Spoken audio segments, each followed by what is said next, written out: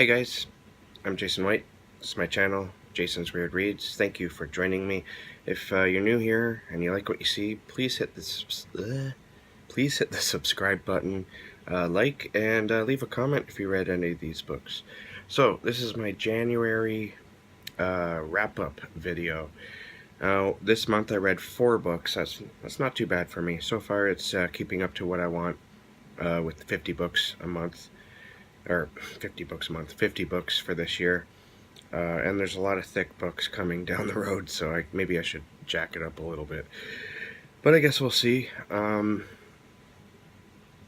So the first book that I finished, it turned out it was January when I finished this book, and it's the 5th season by N.K. Jemisin. I think it was like January the 2nd. And I gave this one 5 stars. I just absolutely loved this book, and I did jump into the second one right away, but I've kind of put it aside, not because I don't like it or anything. It's more that a lot of other things have come up.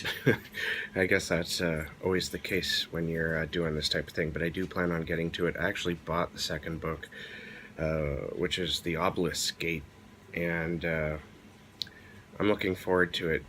I talked pretty extensively about it in one of my previous videos, and I mean, I just enjoyed that book to hell and back. It was so dark and weird for a fantasy book anyway. It kind of reminded me a little bit, not much, but a little bit of Earthsea by Ursula K. Le Guin. That was I don't know if anyone else would have seen it. It was just more the tone, the way the characters talk to one another, that made me think of those books. I'm probably way off board on that. I also read Nevermoor by Jessica Townsend. Now this book is a middle grade book, but it was just a lot of fun to read. I kind of needed some fun, and I'm glad I turned to this book. I listened to this on audio on my Scribed account, and I went through it, I don't know, very quickly for an audiobook. Usually an audiobook of like 10 hours can take me up to 2 weeks to listen to sometimes, depending on how often I listen to it. So Nevermore is about a little girl, I can't remember her name, and she's pretty much a cursed child. She was born on a certain day in this strange kind of fantasy land, Maytide, or something like that. I'm butchering this, but did I even read it?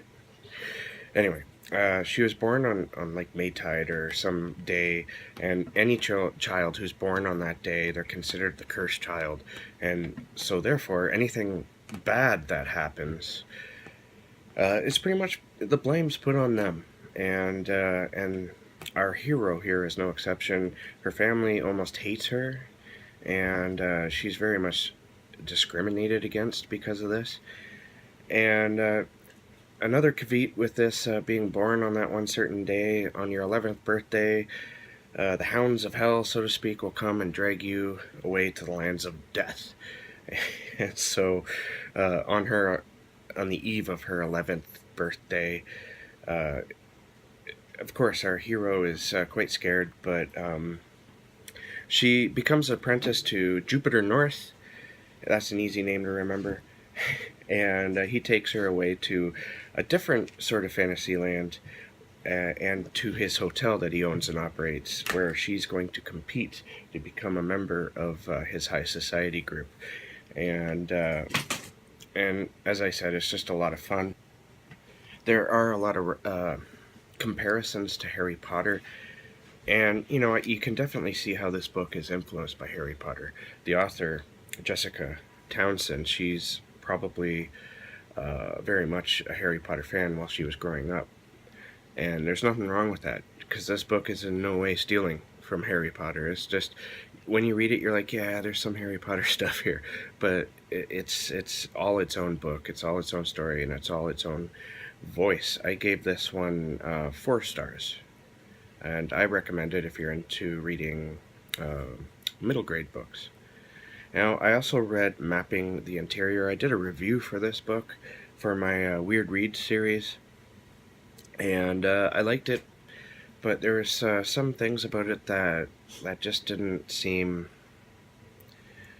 I don't know, it just seemed to me like the author wrote the story by the seat of his pants, which a lot of writers do, but it seemed like he may have written himself into a corner a couple of times. And with the way he broke out of the corner was to change the story. And he didn't necessarily go back to blend what was going to happen so that you had one cohesive type thing. I'm probably missing something on this one, but I did enjoy the story.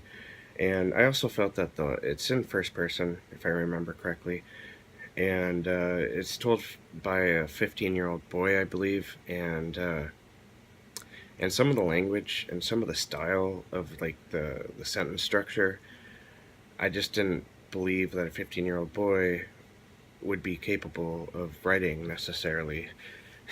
I mean, maybe. Like I said, I might be missing something. I might be totally off the mark on something. I read it in one sitting, and I was at work, and, getting interrupted a few times here and there for work-related stuff will probably make the reading experience, I might not have been paying attention as much as I should have been. Who knows? And last but certainly not least, I read this, Scythe. I call it Scythe, but the narrator kept pronouncing and not pronouncing the C at all, Scythe. So I guess that's how it's pronounced, Scythe. By Neal Shusterman. This is my first, or the first book I've read by this author, and this book really floored me. This is so much fun. I have this weird obsession with death. One reason is because death terrifies me. I don't know.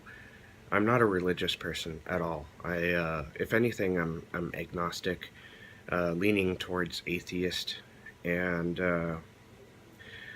so I'm, if there is something after death, we don't know what it is yet, and we can't know what it is until we can scientifically prove it. And right now, that's just not available to us. So, what terrifies me is going to sleep and never waking up type thing. But like a dreamless sleep, nothingness, and that's a weird thing to be afraid of, honestly, because it's not like I'd know it, but I don't want all the things I enjoy and all the people and places I love to just disappear and suddenly it be nothing anymore. And anyways, this book kind of deals with the subject of death as it looks, and but it does it in an interesting way.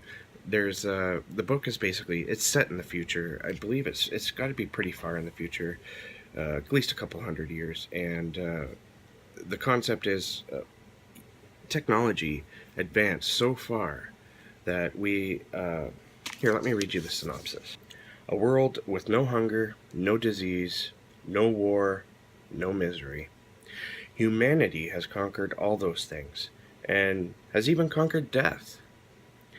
Now scythes are the only ones who can end life, and they are commanded to do so in order to keep the size of the population under control, as though we're deer.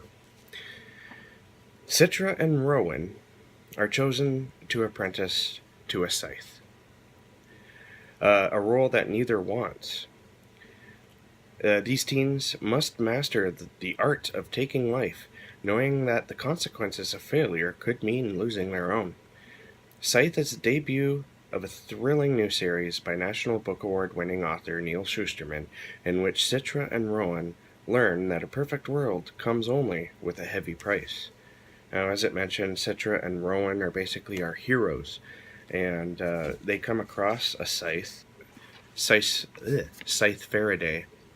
They don't know each other while they're in school, and they both come across Scythe Faraday separately at separate different times. And basically what the Scythes do is they choose someone that they're going to gleam, as they call it. Gleaming is basically taking their life. And one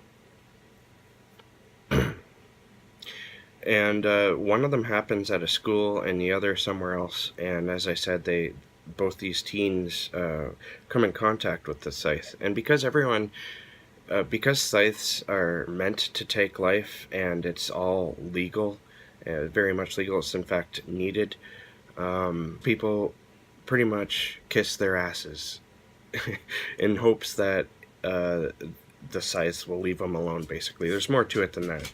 Reasons why people would want to kiss a Scythe's ass constantly. So, you know, basically they'll give them, like, a Scythe, for example, never has to buy their groceries. Actually, I think this is law. And if they go somewhere, they don't have to pay for their room. They get everything for free. Don't pay rent or anything like that. A lot of it is ass-kissing, though.